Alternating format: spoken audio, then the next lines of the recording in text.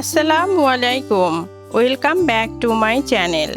আজকে নতুন আরেকটা রেসিপি শেয়ার করব। আর সেটা হচ্ছে নারকেলের ভাজা পুলি পিঠা।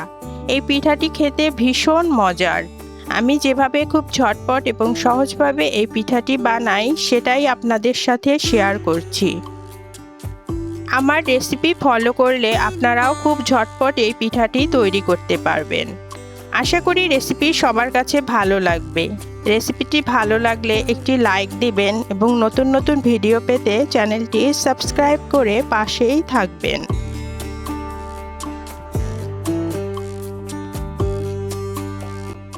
রেসিপি তৈরির জন্য প্রথমে নারকেল কুড়ে নিয়েছি।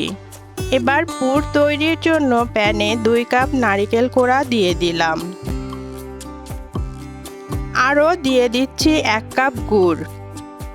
আপনারা চাইলে চিনি দিয়েও এই পুরটি তৈরি করতে পারেন। দিয়ে দিলাম 1 টেবিল চামচ এলাচ গুঁড়া। এলাচ গুঁড়া দেওয়ার কারণে একটা সুন্দর ফ্লেভার আসবে। 1 পিঞ্চ লবণ এবং সামান্য পানি অ্যাড করে নেব। পানি দেওয়ার কারণে উপকরণগুলো খুব সুন্দরভাবে মিশে যাবে। এবার সবগুলো উপকরণ নেড়েচেড়ে মিশাতে হবে। মাঝারি আঁচে এই কাজটি করতে হবে। খুব বেশি জাল দিয়ে করলে পুড়ে যাবে। কিছুক্ষণ নাড়াচাড়া করার পর কালারটা চেঞ্জ হয়ে এসেছে এবং সবগুলো উপকরণ খুব সুন্দরভাবে মিশে গেছে। একটু সময় নিয়ে কাজটা করতে হবে। এভাবে নাড়াচাড়া করার এক পর্যায়ে রসটা শুকিয়ে আঠালো হয়ে আসলে নামিয়ে একপাশে রেখে দেব।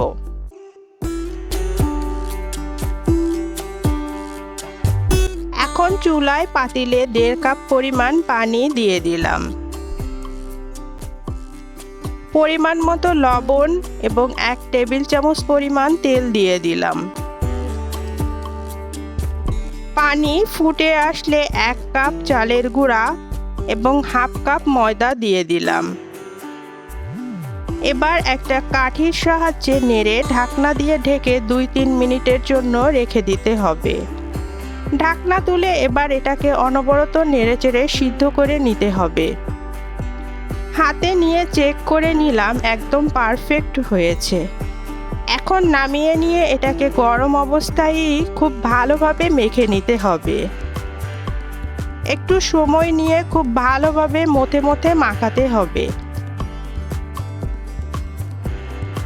মাখানো হয়ে গেলে কিছুটা ডো নিয়ে পাতলা করে রুটি বেলে নিতে হবে।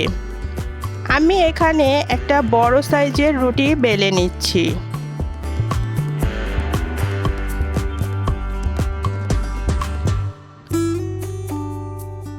একটা বড় সাইজের রুটি বেলে নিয়েছি। এবার রুটিটাকে একটি কৌটার মুখ দিয়ে গোল গোল করে কেটে নিচ্ছি যাতে পিঠাগুলো একই সাইজের হয়। আপনারা চাইলে ছোট ছোট রুটি বেলেও এটি করতে পারেন। এখন নারকেলের পুরটাকে হাতের সাহায্যে একটু লম্বাটে করে নিলাম যাতে কাজটি খুব দ্রুত হয়। এরপর একটা রুটি নিয়ে মাঝখানে নারকেলের পুর দিয়ে হাতের আঙ্গুলে পানি নিয়ে চারপাশে পানি দিয়ে সিল করে নিতে হবে যাতে ভাজার সময় খুলে না যায়। এরপর হাতের আঙ্গুলে চাপ দিয়ে চেপে চেপে আটকে দিতে হবে। এখন পিঠার চারপাশটা একটা কাঁটা চামচের সাহায্যে চাপ দিয়ে ডিজাইন করে নিচ্ছি। চাইলে এই কাজটি হাত দিয়েও করে নিতে পারেন। এবারে একটি ছাঁচের সাহায্যে একটা পিঠা তৈরি করে দেখাচ্ছি। একইভাবে একটি লেচি ছাঁচের ভিতরে দিয়ে দিলাম। এবার কিছুটা নারকেলের পুর দিয়ে এর ভিতরে দিয়ে দিতে হবে। এখন ছাঁচটা দুপাশ দিয়ে খুব ভালোভাবে চেপে দিতে হবে। ব্যাস, এভাবেই হয়ে যাবে ছাঁচ দিয়ে পিঠা কাটা। দুটো পদ্ধতিতেই আপনারা বানাতে পারেন। এভাবে সবগুলো পিঠা তৈরি করে নিলাম। এখন পিঠাগুলো ভেজে নিব। ভাজার জন্য কড়াইতে পরিমাণ মতো তেল দিয়ে দিলাম। তেল কুসুম গরম হলে একটা একটা করে পিঠা তেলে দিয়ে দিলাম। পিঠাগুলো আস্তে আস্তে গরম হয়ে তেলের উপর ভাসতে শুরু করেছে। পিঠাগুলো সময় নিয়ে মাঝারি আঁচে ভেজে নিতে হবে।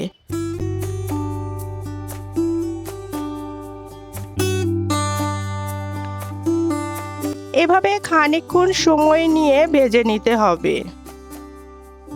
পিঠাগুলো ব্রাউন কালার হয়ে আসলে তেল থেকে ছেঁকে তুলে নিতে হবে।